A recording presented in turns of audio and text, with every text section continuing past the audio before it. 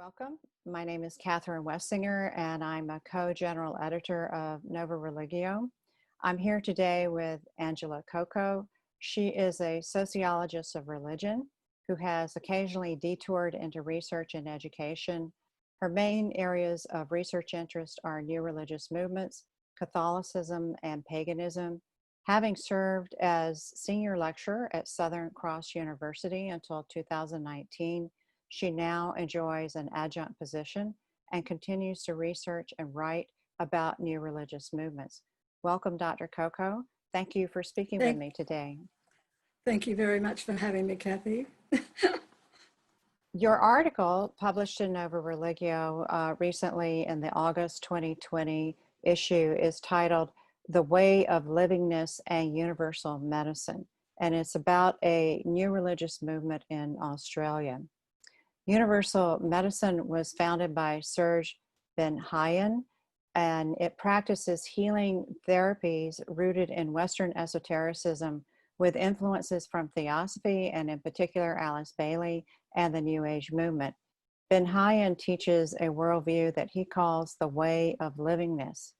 Please tell us about your article and your thesis about why universal medicine is considered controversial in Australia. Thank you, Kathy. Yes, just one thing there. The religion was called the way of the livingness, and we very easily leave out the second "the," and that was pointed out to me by Serge very early in the piece. So I'm just letting you know that it's the way of the livingness. The livingness. Livingness was a word used by Bailey, so as well, but that's a story for later on, maybe. So the article, the reason I wrote it, it was following the reason that I did the research in the first place, because the movement started where I actually lived in Lismore, New South Wales. Lismore's the main town in the area, and Gunnellabar that I talk about in the article is more or less a suburb. Well, is a suburb of Lismore, but it stretches out into the countryside. And that image behind me is a photo of the countryside in front of my house, actually. So if you turn 90 degrees to the right, to east, and drive 5 minutes, you would get to the Universal Medicine Natural Therapies or Alternative Therapies Clinic that was set up by Ben Hayan around 2006. So I set out to do the research really to describe the movement because nothing was written about it at the time and nothing was known about it. And back in 2011, Information Research on New Religious Movements, I might have got that wrong, from the UK, wrote to me. I was secretary of the Australian Association for Studies of Religion at the time, which is why they wrote to me, and said, "Do you know about this movement?" And of course, I went on the internet and there it was in my backyard. And then the following year, a couple of people from the movement came to talk to me, saying they wanted research done because they had been kind of, some people had come into a public gathering a couple of nights before and really disturbed all those present by, he was invited onto the stage, as a guest, and once he got there he accused Ben Hayan of leading a cult, which was a very public thing to do. And I think around that time it started to be called a cult. It started to be being brought to the attention of the media. It was a few years though before I got to do the research. But it was just to describe it and work out how it worked, which took quite some time, I have to say. It took me a year before I figured out it sort of worked like a family business. There's lots of aspects of it which I describe in the paper. I suppose I could summarize them as there's the religious aspect, which is the philosophy that is taught based on a lot of theosophical ideas, but an eclectic blending of a lot of different things, as is very common with new movements. Then there's their actual practice of healing therapies, alternative healing therapies. And then there's teaching. So there's two types of teaching. There's teaching about the philosophy and the religious worldview and listening to and he calls them sermons in the UniMed weekends that they run about his teaching, which eventually becomes the books that he writes, you know, so this is developed all the time.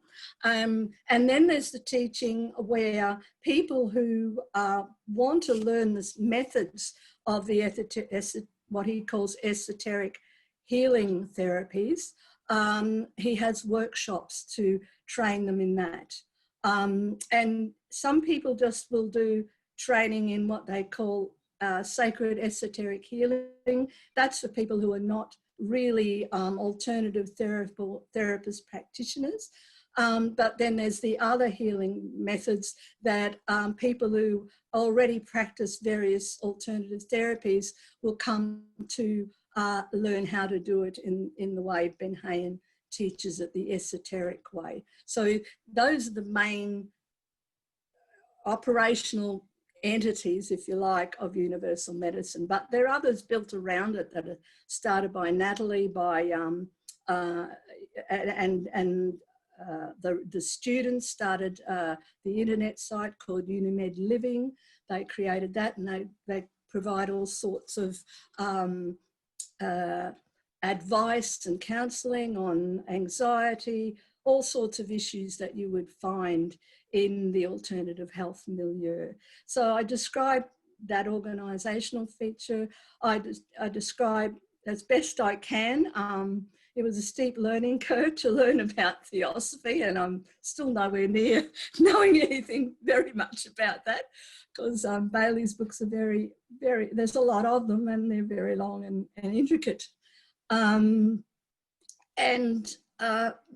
So Serge Ben Hayen, the founder of the movement,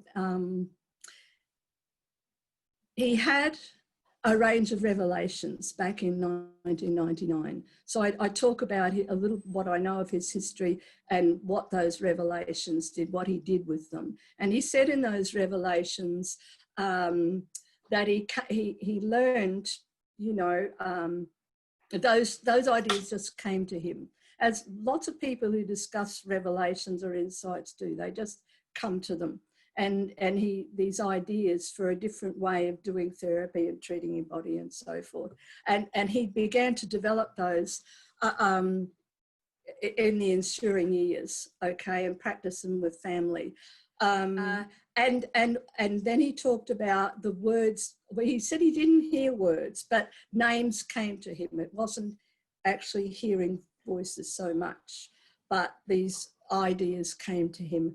And names like Dwal Kul, which is one of the names you encounter in theosophical work, came to him.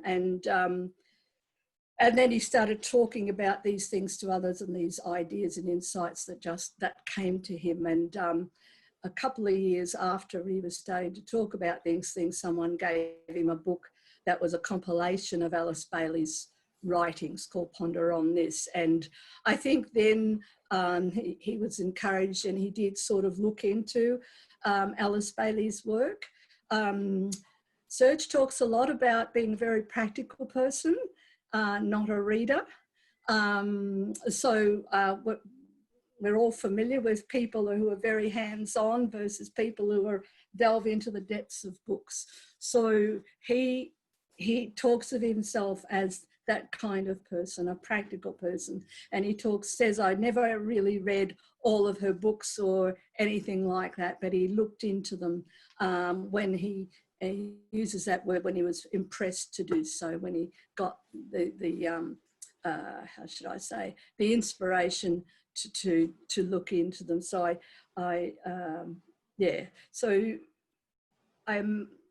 and that would be why I've used Alice Bailey's work to sort of frame how I talked about the beliefs of the movement. Because you read his books, there's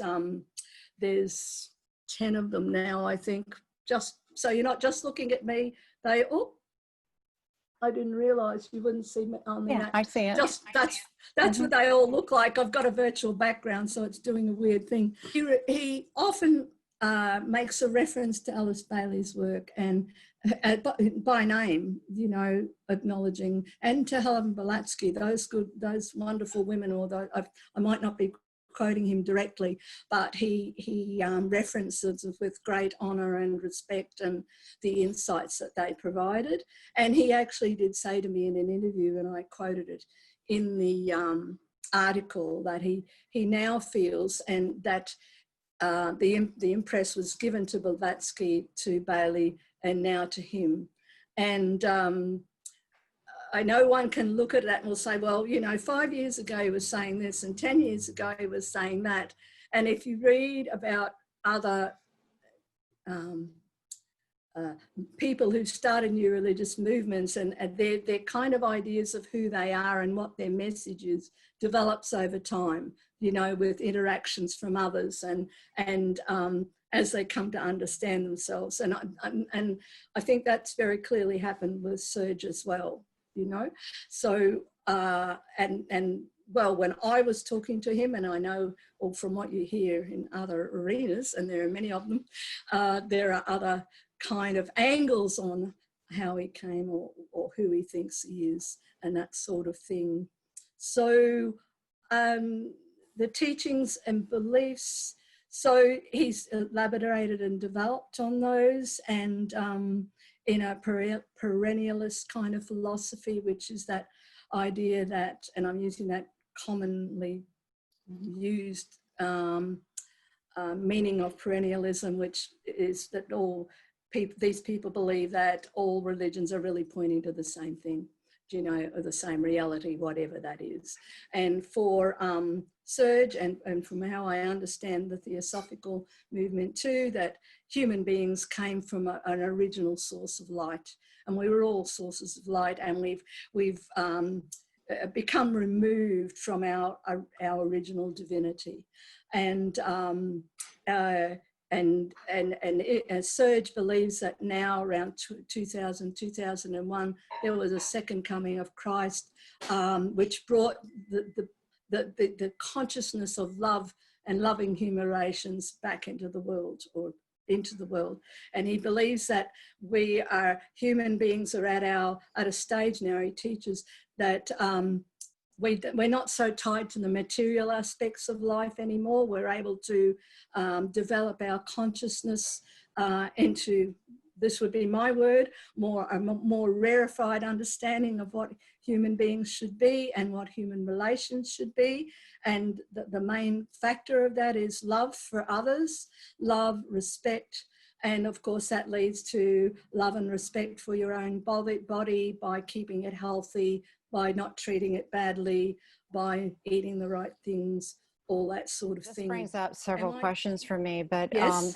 But first of all, you say he mentioned that there's been a second coming of Christ, and is that does he consider that to be a Christ consciousness or an embodied Christ, say for instance in him as a person?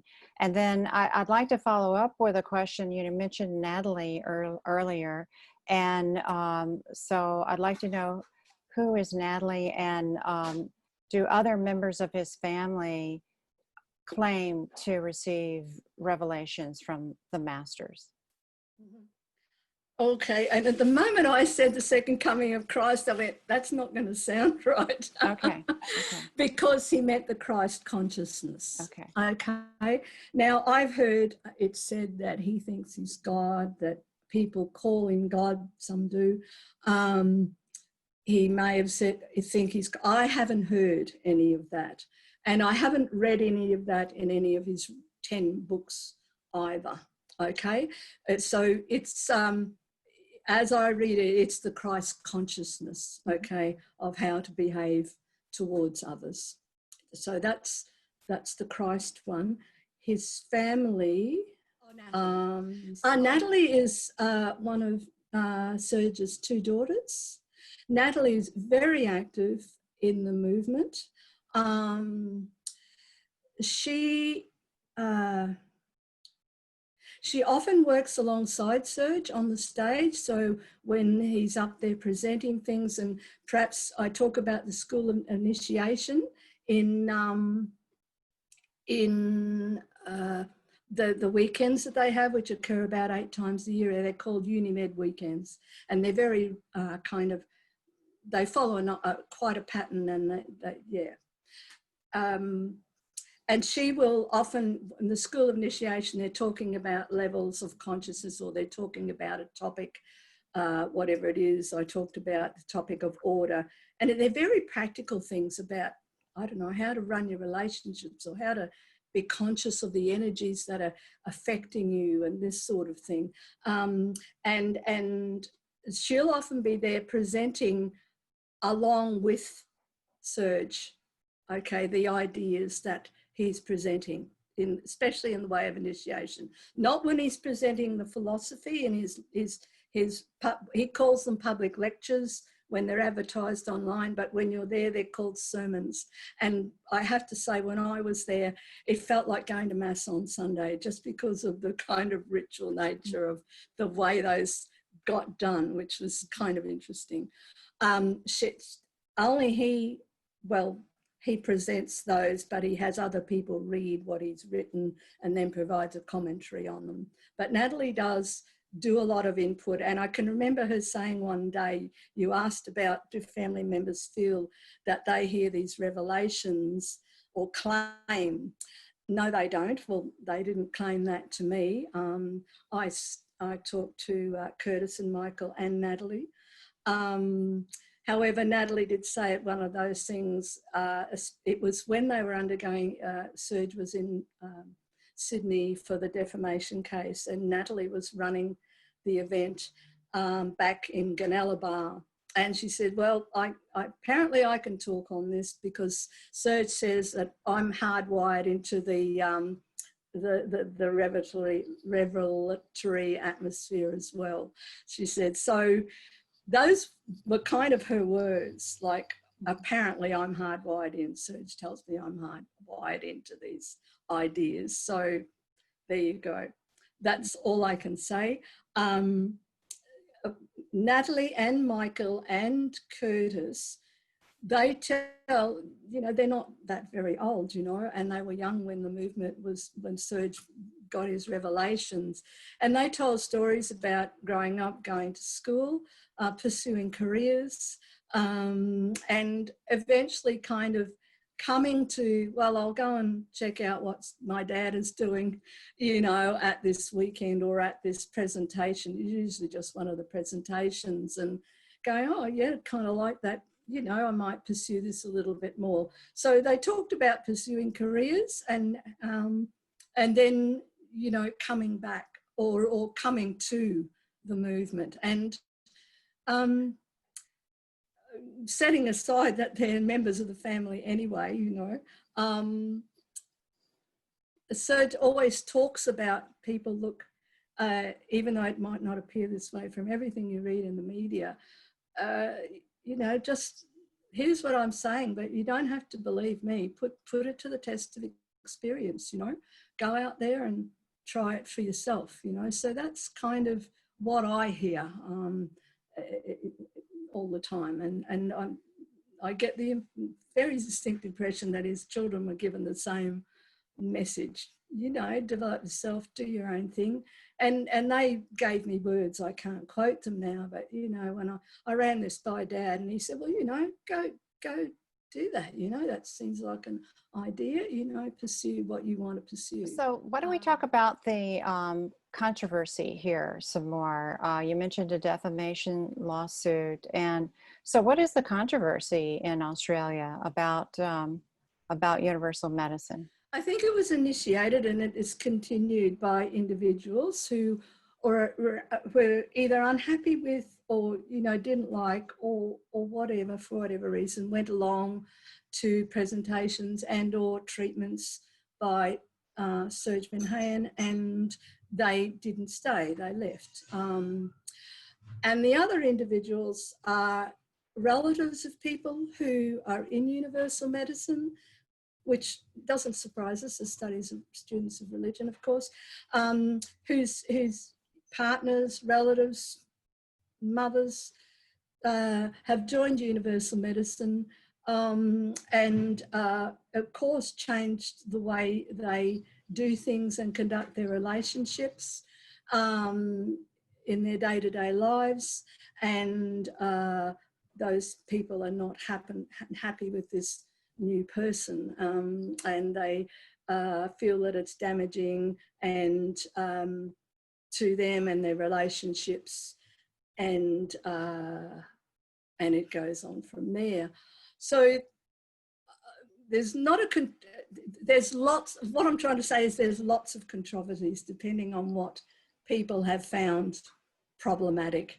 And you know, from my point of view and scholars of religion, they're very typical of what new religious movements have encountered, you know, about how women are treated, about authoritarian leadership, about what it does to relationships, about, well, money is another one which I didn't mention in the article because there were just too many things to mention, but defrauding, you know, poor cancer patients of their money when they're on their dying bed, you know, deathbed, breaking up families and marriages. Oh, and of course, charlatanism, you know, because mostly because of the, first of all, he hasn't got any Serge hasn't got any qualifications for healing of the alternative therapy or the medical profession kind, and also because the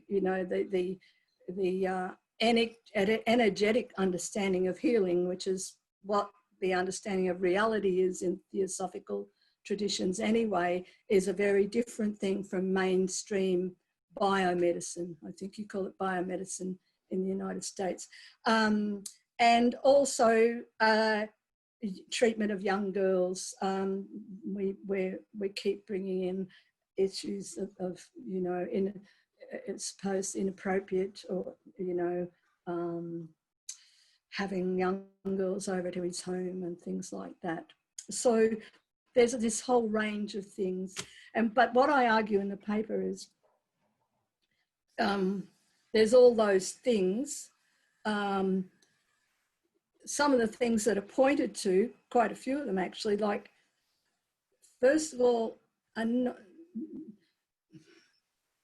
there's not really hard evidence provided for them. Okay, there's an expression about the young girls. He causes young girls to be brought to his home. Well, you know, you go, what does that mean? Mm-hmm. You know, and I don't know if I'm going to go off on a tangent here, and I didn't say this in the paper, but I don't think you can discount the fact that this happened in a small town. So Lismore is 46,000 people. Everyone knows each other. And a lot of these people knew Serge Ben-Hayan when he was a tennis coach and training children and young people. So, and then he changes what he does in an area that's known for its alternative therapies in Australia and got the highest incidence of alternative therapies. There's more alternative therapists than there are mainstream doctors, as is the case in regional areas. You know, we don't have as much doctors as we need. And he develops what appears to be a very successful business. So, you know, there's other things at play, I do believe, in this. It gets very personal. There's all these things, yes, I think they need to be looked into. You need a better understanding of what happened. It wasn't my job really, when I was just wanting to describe the movement, I wasn't going into people's experience or very personal things. That wasn't the brief I gave to the ethics committee, and that wasn't what I was going to do with people. I was, how does it work? What do you do? What do people do? Just describe it. So, but this is what's happening in the media.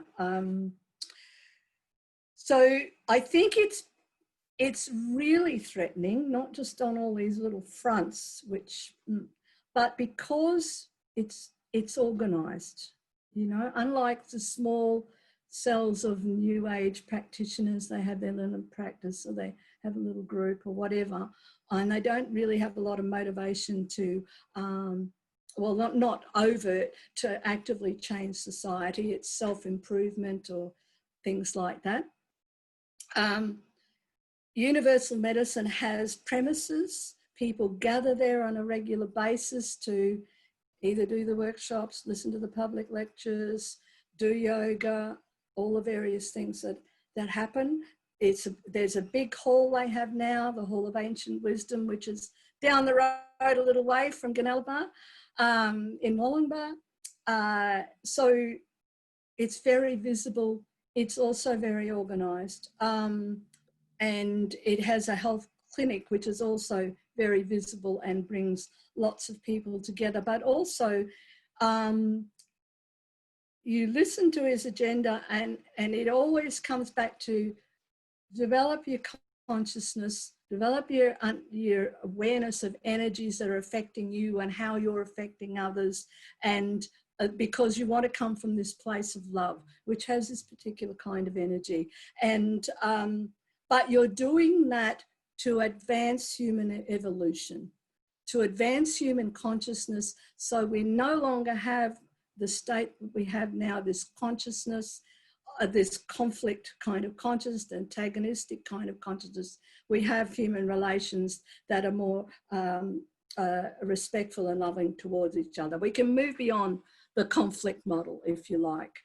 And you won't go to a session that Serge runs without him mentioning a catalogue of evils that we need to move beyond in our human relations. You know, wars everywhere, the abuse of women is always there, the mistreatment of women and children, and, you know, it goes on. They're always there. So I think, and people are told, you know, or not told as in, well, we're told, advised in a very strong way. He's very strong personality, as you can imagine. If you see social injustice, if you see meaningless practice in your workplace or disrespectful relations in your family, do you know, address them, do you know? Because, so there's very much an activist agenda, not as a group, but as an individual, as part of your development of your own consciousness and putting things to right morally in the world. So I think those things together make for something that's a little bit more threatening than your New Age kind of pursuits, which don't gather together so much and don't work on a kind of social improvement agenda sort of thing. Does that make sense? Oh yes. Can you give us an idea of how many people are involved with universal medicine? And I imagine they're involved on different levels, perhaps going for treatments or going for the workshops. Yeah. And look, I couldn't take a guess. I mean, you see numbers floated around the place. Certainly, I've been along to several Unimed weekend events. It depends what's on.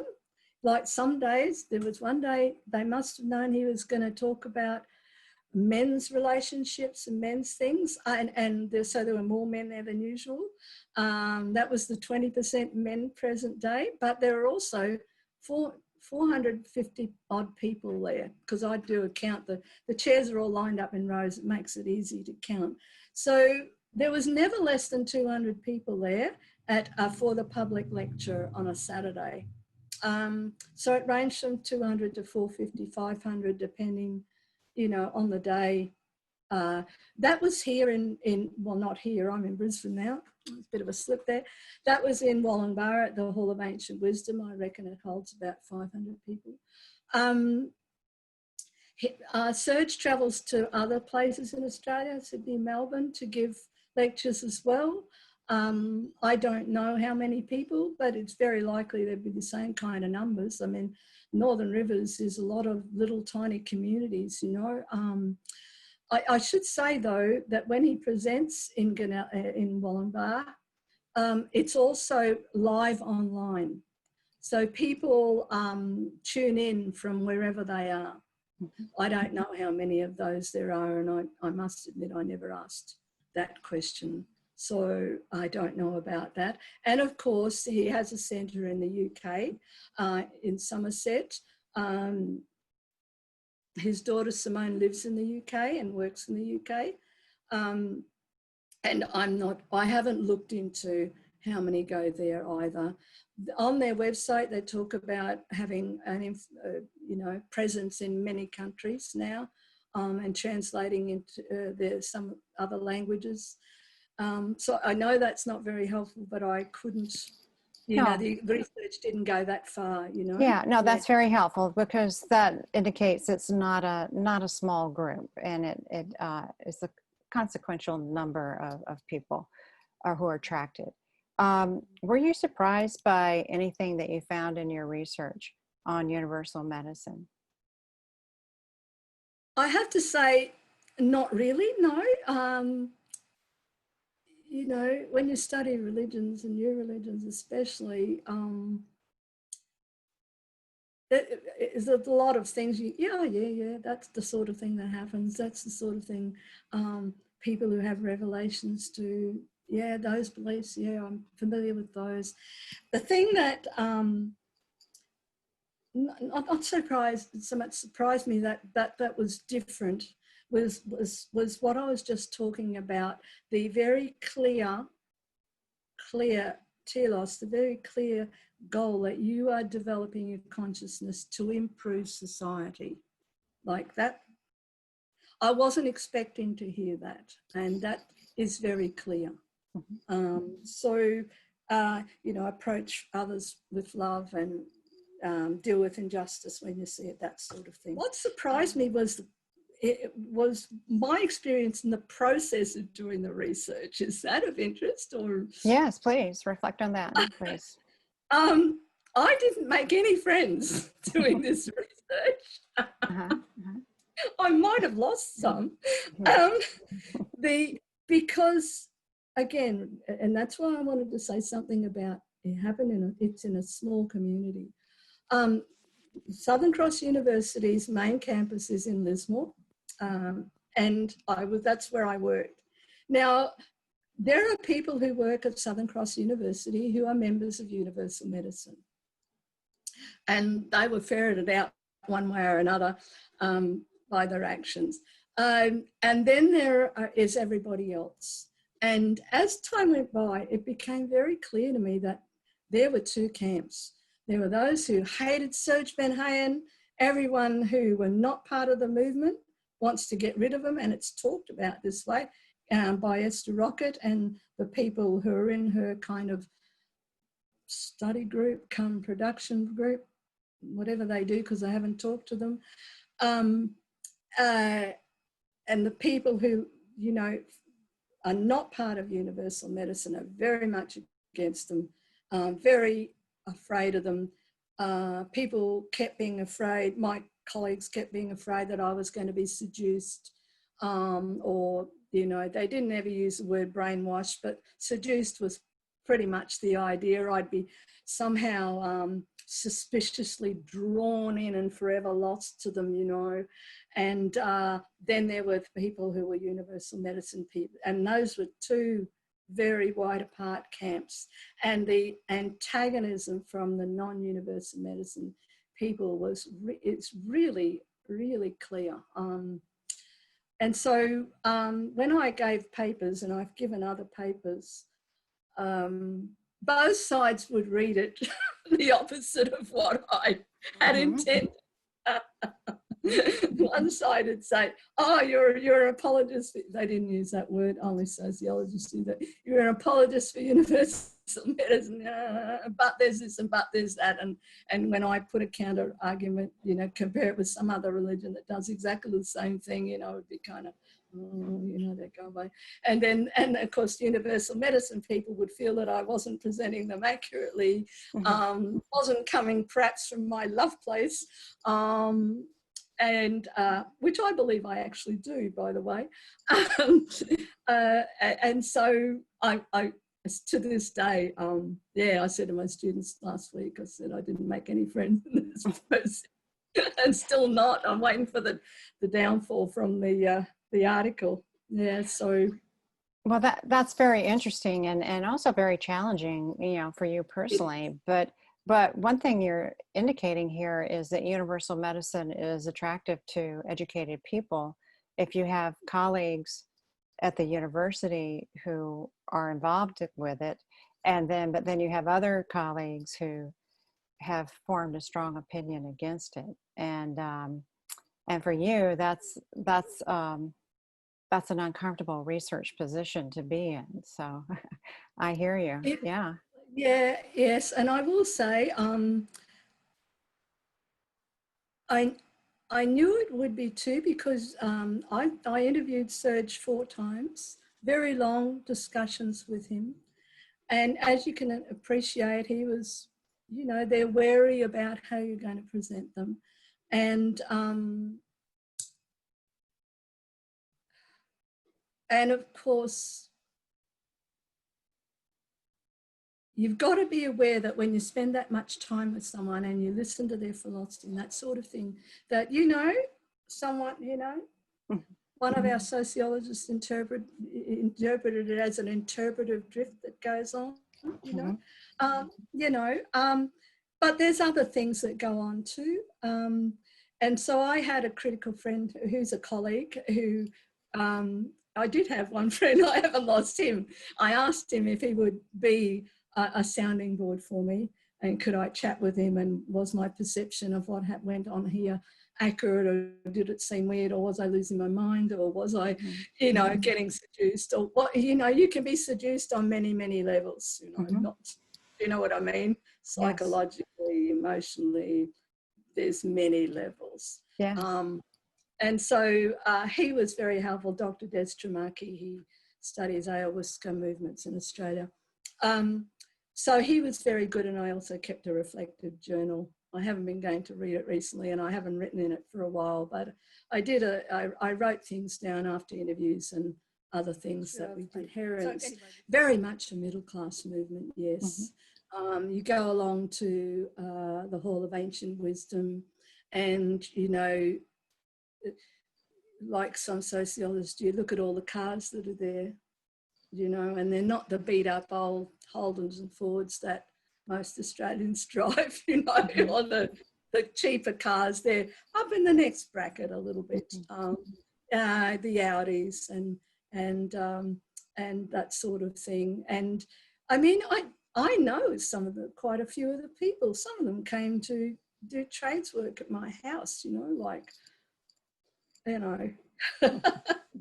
So yes, but it is that. It is people who have the kind of leisure to do pursue that kind of worldview, and also that's one of the things about the money it costs people to go along there. But it's unlike, well, it's like any other new religious movement these days. You pay for some things, you don't pay for others. You pay to go to the sessions. His public lectures are free; they're always free. But there's varying degrees of payment for the kind of teaching, the kind of teaching things, the way of initiation and that. But of course, that's very separate. And you mentioned this before, and I meant to talk about that. There's people who are practitioners, alternative therapy practitioners, but also professionals in all other walks of life, you know, lawyers, teachers, academics. That'll do, you get the idea, who go along and listen to the philosophy and the teachings. And then there's the business, there's the clinics, there's one in Brisbane here too, where the public can just go in and have a treatment in whatever therapy they want, whatever ailment they want. And one person even said to me, who I knew again, because, you know, people used to be in my department. He said, I go along to them, you know, for treatment for X. He said, but I've never been interested in their religion or anything, you know, I just go along for therapy because it does a good job, you know. So what are some of the big picture conclusions that you drew from your study of universal medicine and Serge Benhayan? I think that one of the big ones is why it's attracted so much controversy, or why it's been pursued beyond the way it has, is because of its organised and visible nature. I think the other thing is a lot of the elements that are there, even though Serge says we're not New Age for the reasons I talked about in the paper, a lot of the things, the practices that are done, you know, pass without notice anywhere else. And so, you know, the philosophy of the coming from the light and the perennialism and the energetic understanding of reality are very widely shared in the alternative milieu, you know. So that to me is kind of, again, well, why does it attract so much controversy? Because if you compare it blow by blow with other things, you see this in lots of religions. Same with the healing therapies. All right, Benhayan has a particular approach to healing therapies. He's very much on about we've been too harsh on our bodies. You know, you push it too far, you exert it too much. It needs to be treated more gently. And the therapies, this is reflected in the therapies, and all the people will tell you this. It's very, very light touch, but it's also different methods of moving the energies around the body and the various tissues and things that he talks about. So, and I think there's something in that. The energetic healing is common in New Age stuff. This is not unusual. I wonder though, and I don't know because I haven't talked to Serge about his actual healing techniques. That was going to be my next interview with him, but last year he said he no longer wanted to participate in the study. So that was the end of that. So I never asked him. But the esoteric, the people,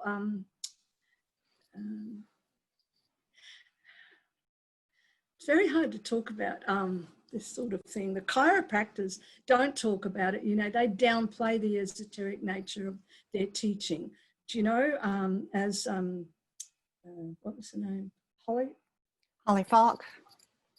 Yeah, that's yes. right. Mm-hmm. Talks about, they don't talk about the esotericism of what they do, the movement of energy and how that moves in the body, and how that's related to metaphysical things. And, you know, the secular mind just can't cope with that, you know. And when Serge talks about things, he uses metaphors and he uses analogies and he uses the worldview to describe things.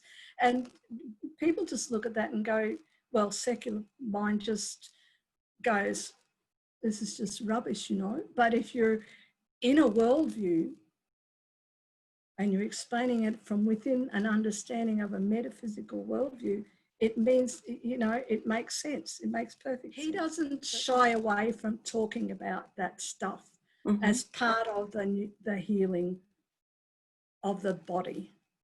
Yeah.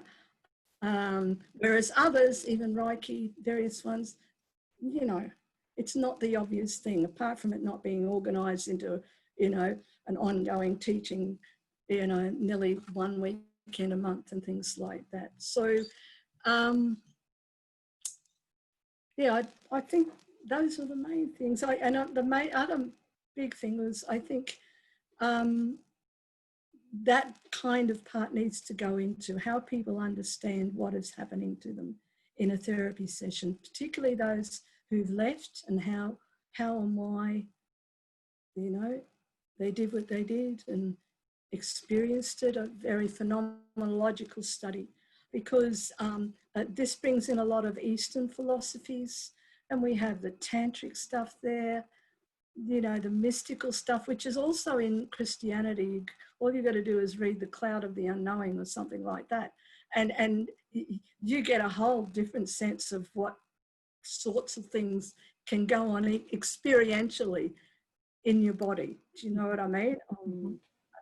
And that's where the erotic comes into it, and people are just a little bit suspicious about that, you know, because we don't talk about that, as Cripple, his co-writer, wrote about. And are there any updates on Ben Hyen and universal medicine and these issues that swirl around him? Well, they continue. They certainly continue. And since he lost the case against Esther Rocket, I think that dealt the movement quite a blow. Excuse me. So you've mentioned Esther Rocket. So who is she, and how does she figure into this? Yeah, Esther Rocket is really the chief anti-universal medicine activist, by her own volition. Quite a number of social network sites dedicated to getting rid of universal medicine, having it defined as a cult and as a harmful cult. She has 2 blogs, she has a Facebook site, she develops YouTube videos in which she takes clips from the recordings that Ben Hyen does of his lectures and takes just bits from them and then puts her interpretations around them. So it's a very big agenda she has going there to bring them, to sort of have them ousted, basically, as a harmful cult. And there's a lot of research that goes on from her and reporting to various authoritative bodies about supposed misdemeanors of the organisation. Yeah, and she keeps those sites going. And the media, I think, definitely does amplify those. No doubt she gets in touch with them as well, otherwise they wouldn't know. And then pursues things in their own right. And after the defamation case there, they were pursued Ben Hyen was pursued in the UK as well. There's a video of it that's really difficult to watch. So yeah, she continues. The words that are quoted after the case were, it was determined to be a socially harmful cult. And that's, now you read things like I read recently, there's a case in the UK where it's a divorce case, you know, and a husband wants custody of the child. I think it's one girl. And part of the settlement, if the wife wants, the wife is a member of universal medicine, and if she wants to have custody, you know, shared custody of the child, she has to give up being a member of universal medicine. So just because now it's been labelled as socially harmful cult, you don't need anything else. You know, you've got this label that it's harmful, and therefore you shouldn't be associated with it. And even before this happened and he lost it, I mean, I know people lost their livelihoods down there because people are named and even their images are put up on Esther's sites, and everyone knows them. So, you know, in the community, so it affects their business, it affects their livelihoods in some cases, it affects a whole range of things. And for me, I suppose now that I'm on this, the other point of the article for me was to kind of bring a bit of a broader understanding about what is going on with this movement. And I don't doubt, and you can point to misdemeanors or mistakes or activities, and I can give you a parallel one for Catholicism every time. So do you know what I mean? It's a lot of this is not, you know, singling it out and blowing it up to proportions that, you know, no priest in the Catholic Church gets pursued for. There are many, many more aspects of universal medicine that can be researched. And so please tell us, what are your current or your future research projects? Okay. And just before I do, I have to finish that answer. I'm sorry, Kathy. Okay, go ahead, please. As the final draft of this paper was going to press, and you or someone, one of the editors, I forget which one now, wrote to me and said, none of these websites work, none of these URLs work. And I checked every single one of them before I sent it to you. And of course, when I went, Universal's website as it existed had gone. There's what appears to be an older version of the website there, but the content of it has changed. Some of the content has changed. They've rearranged the names of the therapies a little bit. The way of the livingness is not mentioned anywhere that I have found yet. So there you go. Still the philosophy is there. And I have noticed over the last little while how the wording has modified to clarify things. And every page says that Benhayan, because this is what he's charged with, claiming that the alternative therapy can heal people and discouraging people from going to the doctor. And there's more caveats. There always were there from my experience, you know, in the presentation, that, you know, you still need to seek medical attention. This is complementary to that. You still need to seek medical attention for your things. But yeah, so there's a lot more caveats like that on every page to remind people. So yeah, that's what's changed. There's something going on which I don't have access to anymore, because if Serge said he's not participating, no one else is. Well, he's reacting to the lawsuit and the way it turned out. Yes. Yeah, perfectly understandable. Yeah, that makes sense. But well, thank you for that update. And but he's still the business is still operating. The teachings are continuing, right? Yeah, yes, from what I can see, yes. I've been taken off the website too, so I don't get that newsletter. And certainly the therapies are continuing. And all of that there is still there. The main part that's gone is the tab. There was a whole tab called the Way of the Religion, and under that, the Way of the Livingness. That's gone. So it'll be interesting to see how it moves in the future. For me, I've written other papers just for conferences. I haven't developed them further yet. The first one was called Touching Taboo, one of the ones that got me into deep trouble. Just looking at the media stuff and how it focuses on women's parts and sex and all this sort of thing, and sort of talking about Benhayan is talking openly about things we don't talk about openly, you know, sex and raising children and things like that, and addressing them, and particularly relationships between men and women. I think that's what gets in the most trouble, because, you know, it's unsurprising that if you're teaching that that women should be, you know, become strong, independent women who know their own rights and selves, you know, in a fairly misogynistic society, you're going to get into trouble sooner or later. So I looked at the media content and the kinds of things they focused on, and I was saying where they were touching taboos because he was addressing things we don't talk about. So the nature of male-female relationships and the objectification of women, you know, and he wasn't talking about young girls managing their menstruation, but Natalie was. in the festival of the Girl to Woman Festival. It was about helping young girls manage that process, and they had menstruation diaries. So I would like to develop that paper, do a more thorough, it was a keynote address for our Australian Association for Studies of Religion a few years back. I'd like to do a more thorough research, because that will be a discourse analysis basically of that whole thing of taboo subjects, that maybe just because they're taboo doesn't mean they shouldn't be questioned. And maybe that was where I was coming from.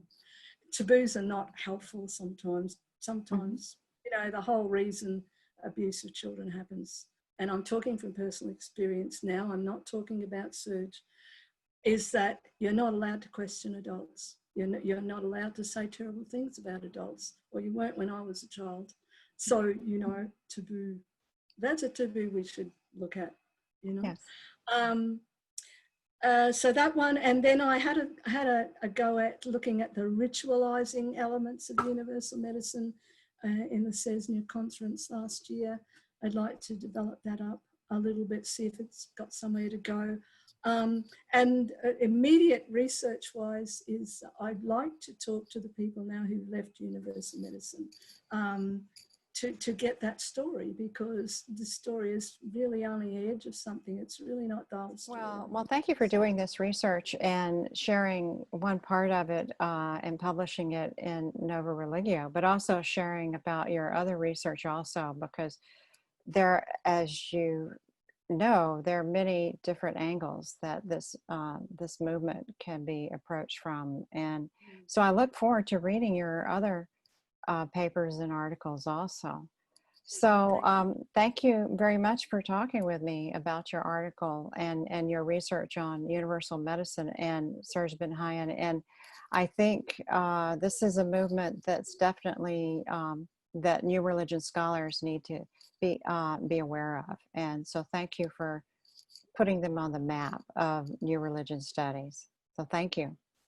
Thank you too, Kathy. It's been lovely talking to you.